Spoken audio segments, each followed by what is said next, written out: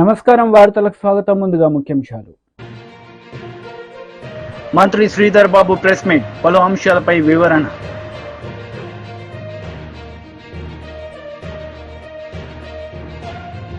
మాజీ మంత్రి Ambati Rambabu press meet, పలు అంశాలపై వివరణ. కాంగ్రెస్ నేతలు మీడియా సమావేశం నిర్వహించారు. ఈ సందర్భంగా పలు అంశాలపై వారు మాట్లాడారు. ఎంఓయూ కూడా చేసుకోవటం జరిగింది. అదేవిధంగా మన తెలంగాణకు చెందిన కొన్ని స్టార్టప్స్లకు ఇప్పటికే మద్దతునిస్తా ఉన్న ఫాల్కనెక్స్ ఇంకా పెద్ద ఎత్తున వారి సంఖ్యను పెంచడానికి ఫాల్కనెక్స్ కంపెనీ సిలికాన్ వ్యాలీలో ఒక ఇన్నోవేటర్ క్లబ్గా స్టార్టప్స్కి మోటివేషన్ ఇచ్చే ఒక పెద్ద కార్యాచరణ తీసుకొని ముందుకు నడిచే సంస్థ ఇక్కడ కూడా వారి మద్దతును పెంచడానికి వారు అంగీకరించడం జరిగింది.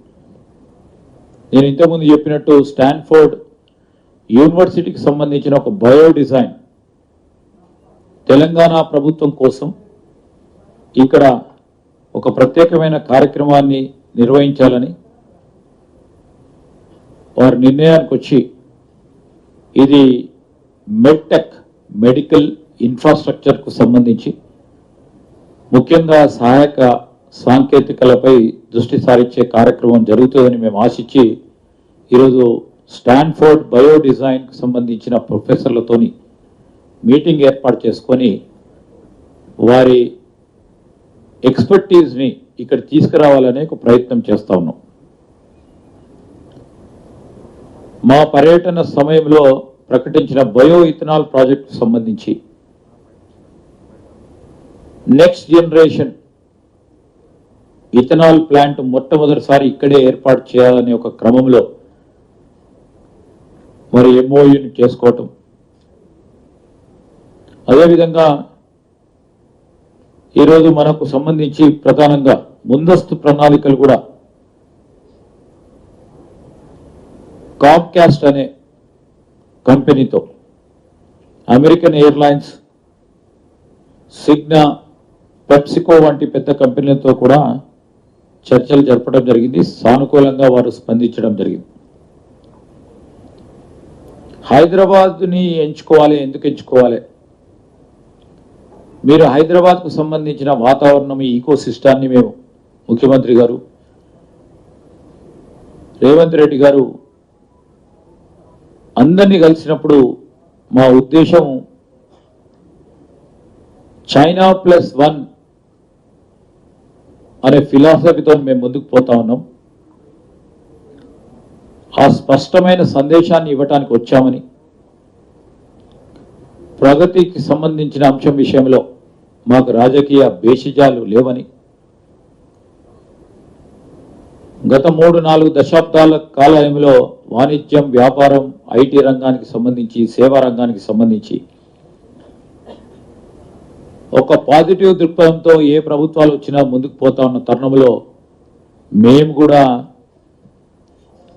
ఆ క్రమంలో ఇంకా 2 అడుగులు ముందుకు వేసి ఒక మంచి వాతావరణంలో తెలంగాణ భవిష్యత్తు పారిశ్రామిక వృద్ధికి ఏ గ్రోత్ ఇంజన్స్ అయితే కారణమో దాన్ని ఇంకా పెద్ద ఎత్తున ముందుకు తీసుకెళ్లే ప్రయత్నం చేస్తామని వారికి నమ్మకాన్ని కుదిర్చే ఒక ఆలోచనతో ముందుకు పోవటం. దాంట్లో భాగంగానే మరి మా సందర్శన కూడా ప్రధాన కొరియన్ కంపెనీస్ని దృష్టిని ఆకర్షించడం, ఆ పెట్టుబడులపై, వాణిజ్యంపై హైలైట్ చేసి ముందుకు పోయాం.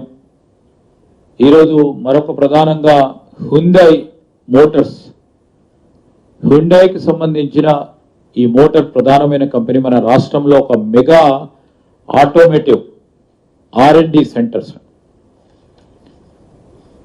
ఏర్పాటు చేయటం, దాన్ని గ్లోబల్ హబ్గా మారుస్తామనే ఒక శుభవార్తను మాతో తెలియజేయటం జరిగింది. అదేవిధంగా వరంగల్ మెగా టెక్స్టైల్ పార్క్లో బహుళ వస్త్ర కర్మాగారాలను ఏర్పాటు చేస్తా ఉన్న యంగ్1 ముఖ్యమంత్రి గారు వారి ప్రతినిధులతో సమావేశమైనప్పుడు హైదరాబాదులో ఆ యంగ్ వన్ సంస్థ వారు ఫ్యాషన్ సిటీని ఏర్పాటు చేయాలని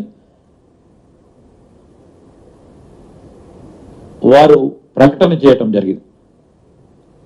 ఇందుకోసం ఎయిర్పోర్ట్కు సంబంధించిన అక్కడ సమీపంలో 10 ఎకరాలను కూడా కేటాయిస్తూ మరి ముఖ్యమంత్రి గారు లేఖను అందించడం జరిగింది.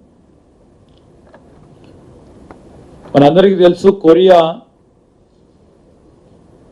కాస్మెటిక్ ఇండస్ట్రీకి సంబంధించి YCP leader Ambati Rambabu media సమావేశం నిర్వహించారు. ఈ సందర్భంగా పలు అంశాలపై ఆయన మాట్లాడారు. రాష్ట్ర ప్రజానీకానికి అంకితం చేయాలనేటువంటి ఒక సదుద్దేశంతో ఆయన చేసినటువంటి కృషి ఎనలేనిదని నేను భావిస్తున్నాను. ఆయన మరణం తర్వాత, రాష్ట్రం విడిపోయిన తర్వాత ఈ ప్రాజెక్టు అంతర్జాతీయ ప్రాజెక్టుగా భావించి కేంద్ర ప్రభుత్వమే దీన్ని పూర్తి చేయాలని విభజన చట్టంలో పెట్టి మొత్తం నిధులన్నీ కూడా కేంద్ర ప్రభుత్వమే ఇచ్చి తానే పూర్తి చేసి రాష్ట్ర ప్రభుత్వానికి అప్పజెపుతాననేటువంటి మాట విభజన చట్టంలో పేర్కొనడం జరిగింది. మనం చాలా నష్టపోయాం విభజన వల్ల అనేటువంటి భావన నుంచి ఏదో కొద్దిగా ఊరట కలిగిందిలే అనేటువంటి భావన కలిగేటటువంటి పరిస్థితి ఆ రోజున ఏర్పడింది. అలాంటి ప్రాజెక్ట్ అనేక రకాలైనటువంటి మార్పులు చెందుతూ వచ్చింది. కేంద్ర ప్రభుత్వం చేయవలసినటువంటి ప్రాజెక్టుని చంద్రబాబు నాయుడు గారు రాష్ట్ర ప్రభుత్వమే చేస్తుందనేటువంటి మాట తీసుకొని రాష్ట్ర ప్రభుత్వం చేతే నిధులు ముందుగా డబ్బు ఖర్చు పెట్టితూ మళ్ళా కేంద్ర ప్రభుత్వం వాటిని రీఎంబర్స్ చేయటం అనేటువంటి విధానంతో దీన్ని ప్రారంభించారు. ప్రారంభించి 2018కి పూర్తి చేసి జాతికి అంకితం చేసేస్తాము అని చంద్రబాబు నాయుడు గారు వాళ్ళు ప్రగల్భాలు పలికారు. 2018కి పూర్తి కాలేదు.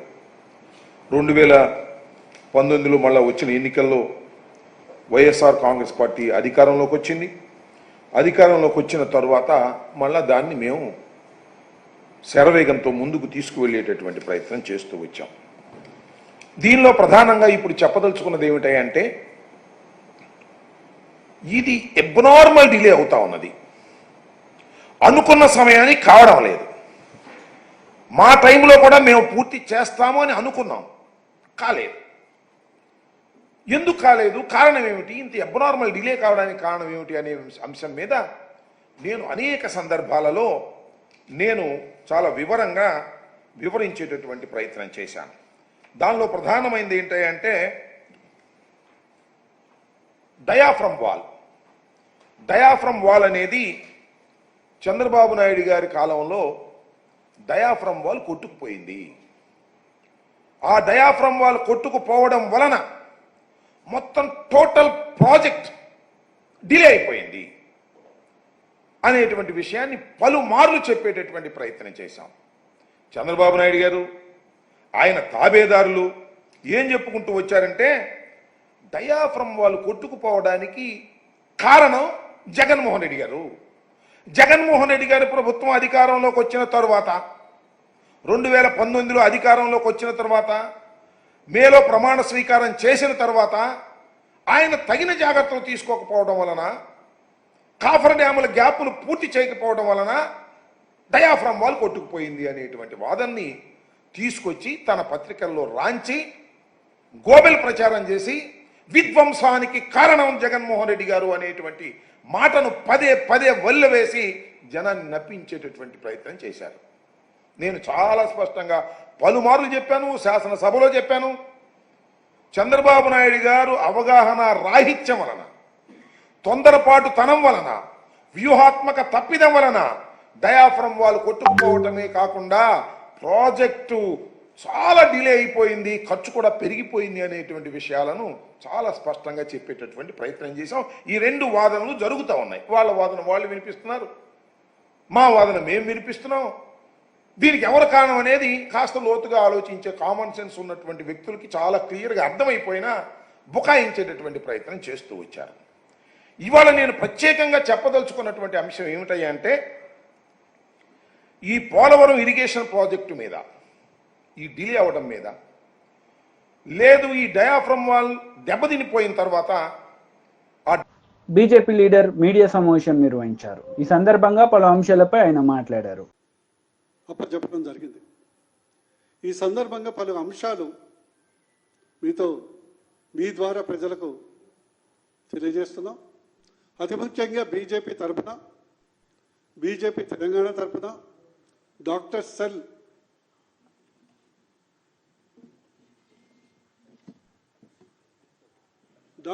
తరఫున ఈ యొక్క అత్యాచార ఘటనను ఆర్జీ కర్ హాస్పిటల్, రాధా గోవింద కర్ హాస్పిటల్ జరిగినటువంటి ఖండిస్తూనే ఈ యొక్క అక్యూజ్డ్కు మరణ శిక్షణ అతి త్వరలో, అతి తొందరగా వెనువెంటనే వేయాలని మేము డిమాండ్ చేయటం జరుగుతుంది. మీ అందరికీ తెలుసు, ఆగస్టు 9 రాత్రి డ్యూటీలో, ఎమర్జెన్సీ డ్యూటీలో ఉన్నటువంటి డాక్టర్ మీదే అత్యాచారం జరిగితే దాన్ని ఇమీడియట్గా కప్పుపుచ్చటానికి వాళ్ళ తల్లిదండ్రులకు మీ కూతురు ఆత్మహత్య చేసుకుందని మెసేజ్ పంపడం జరిగింది. అది నెంబర్ 1 క్రైమ్. అంటే రాష్ట్ర ప్రభుత్వం దీన్ని కప్పిపుచ్చటానికి చేసే ప్రయత్నం. నెంబర్ 2, ఇప్పటి వరకు వచ్చినటువంటి ఇన్వెస్టిగేషన్ రిపోర్టు ప్రకారం కేవలం నిందితులు ఒకరే కాదు, ఇది గ్యాంగ్ రేప్ అని ప్రాథమిక ఆధారాలు దొరికితే ఆ డాక్టర్ని గ్యాంగ్ రేప్, గొంతు నిలిమి చిత్రహింస చేసి చంపారని ప్రాథమిక రిపోర్ట్ ఇస్తే కేవలం ఒక వ్యక్తే దీనికి కారణమని దాన్ని మభ్యపెట్టే ప్రయత్నం మమతా బెనర్జీ చేయడం జరిగింది. అదే యావత్ దేశం ఈ సంఘటన పట్ల దుఃఖం వెలిపిస్తూ ఆందోళన తెలియజేస్తే ఆ అంశాన్ని డైవర్ట్ చేయటానికి వేలాది మందితో వచ్చి టీఎంసీ యొక్క కార్యకర్తల ఆ హాస్పిటల్ని ధ్వంసం చేసి ఆ యొక్క క్రైమ్ సీన్ని ధ్వంసం చేయడానికి కూడా అక్కడ ప్రభుత్వం ప్రయత్నం చేయటం ఎంత దారుణమో మీరు ఆలోచించాలి. అదేవిధంగా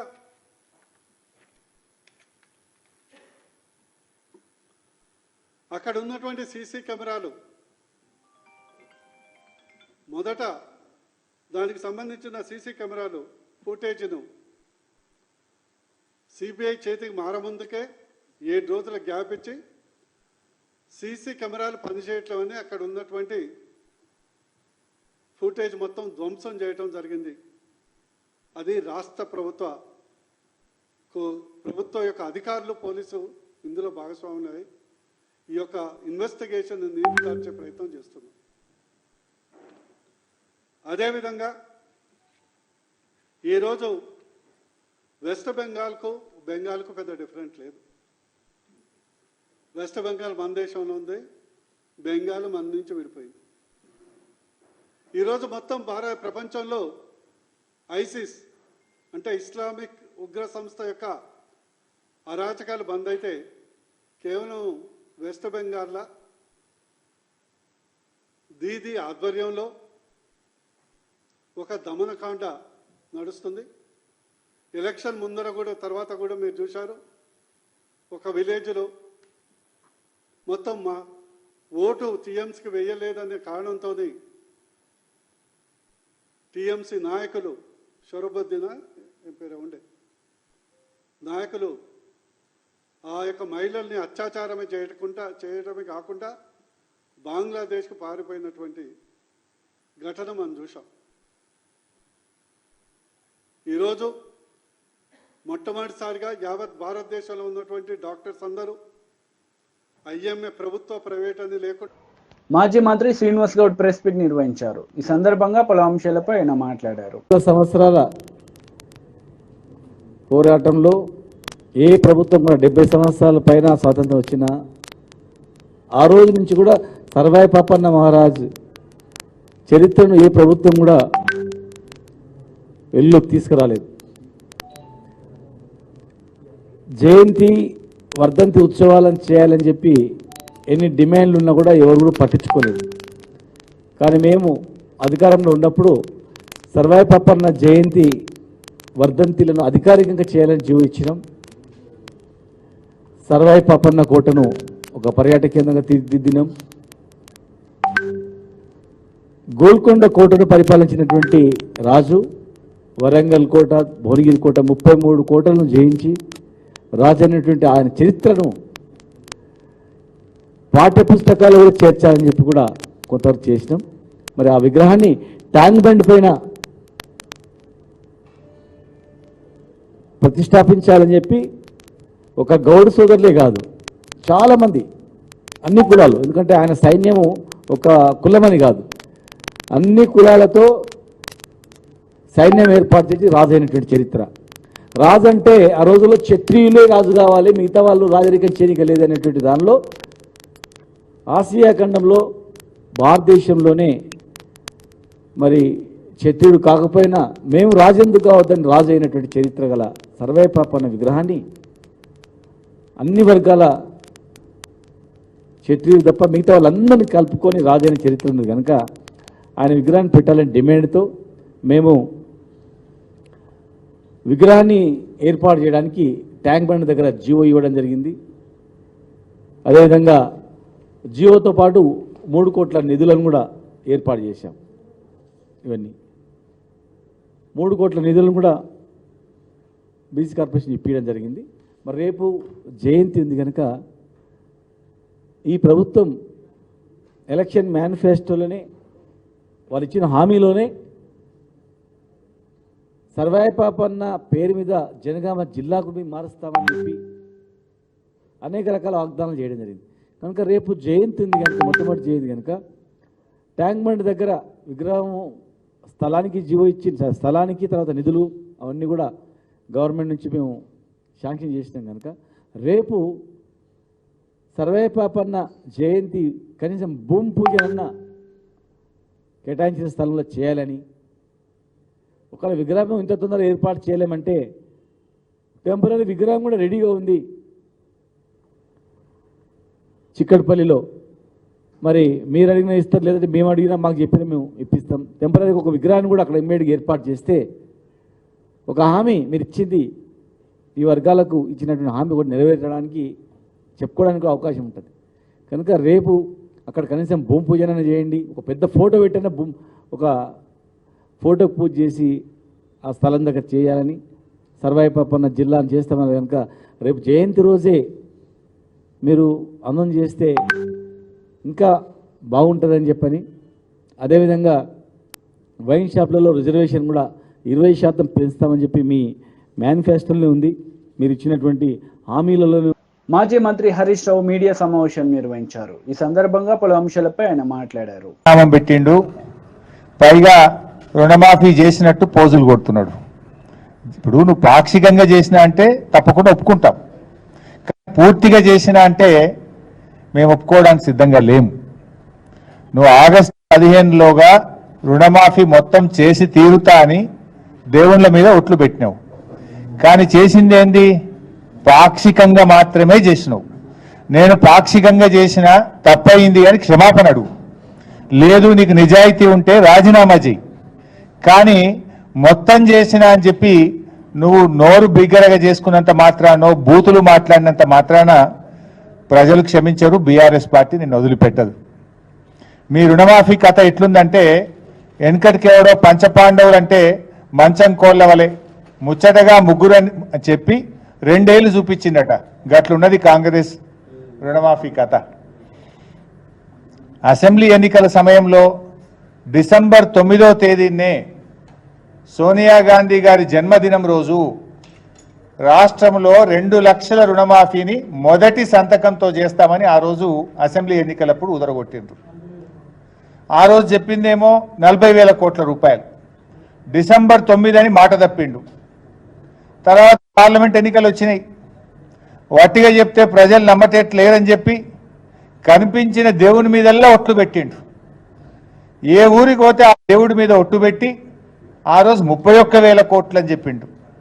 15 ఆగస్టు కల్లా రాష్ట్రంలో రైతులు అందరినీ రుణ విముక్తుల్ని చేస్తా, ఈ రాష్ట్రంలో అప్పులకు రైతులకు ఉండనే ఉండవు, రుణగ్రహీతలుగా ఉన్న రైతులన్నీ కూడా నేను అప్పు కట్టి వాళ్ళందరినీ రుణ విముక్తులు చేస్తా అని చెప్పి మరి ఆ రోజు ఉపన్యాసాలు చెప్పిండు. బడ్జెట్లో చూస్తే 26,000 కోట్లు పెట్టిండ్రు. అసెంబ్లీలోనే నేను అడిగిన, ఆ రోజు బడ్జెట్ మీద నేను మాట్లాడేటప్పుడు మీరు ముందేమో మేనిఫెస్టోలో ఎలక్షన్ టైంలో 40,000 కోట్లు అన్నారు, క్యాబినెట్ మీటింగ్ పెట్టి 31,000 కోట్లు అని చెప్పారు, బడ్జెట్లోనేమో 26,000 కోట్లే పెట్టిండ్రు. మరి ఎవరికి ఎగబెడతారు, 26,000 కోట్లు ఏ రకంగా సరిపోతాయి అని చెప్పి ఆ రోజు అసెంబ్లీలో గట్టిగా నిలదీసినాం. రైతు రుణమాఫీ మీద, రైతు భరోసా మీద అసెంబ్లీలో చర్చ పెట్టాలని చెప్పి పట్టుబట్టాం. కానీ ప్రభుత్వం శాసనసభను వాయిదా వేసుకొని ముఖం చాటేసి చర్చ పెట్టకుండానే అసెంబ్లీలో పారిపోయింది, చేతులెత్తింది కాంగ్రెస్ ప్రభుత్వం.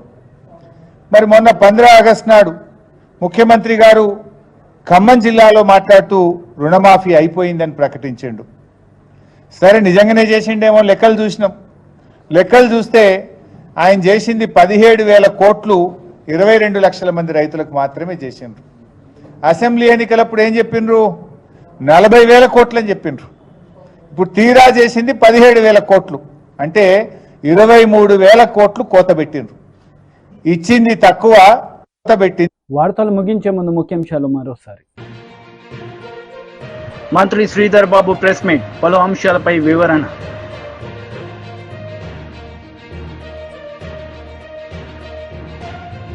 మాజీ మంత్రి అంబటి రాంబాబు ప్రెస్ మీట్, పలు అంశాలపై వివరణ. ఈ వార్తలు ఇంతటితో సమాప్తం. తిరిగి ప్రసారమయ్యే వార్తల్లో మళ్ళీ కలుద్దాం. అంతవరకు సెలవు. నమస్తే.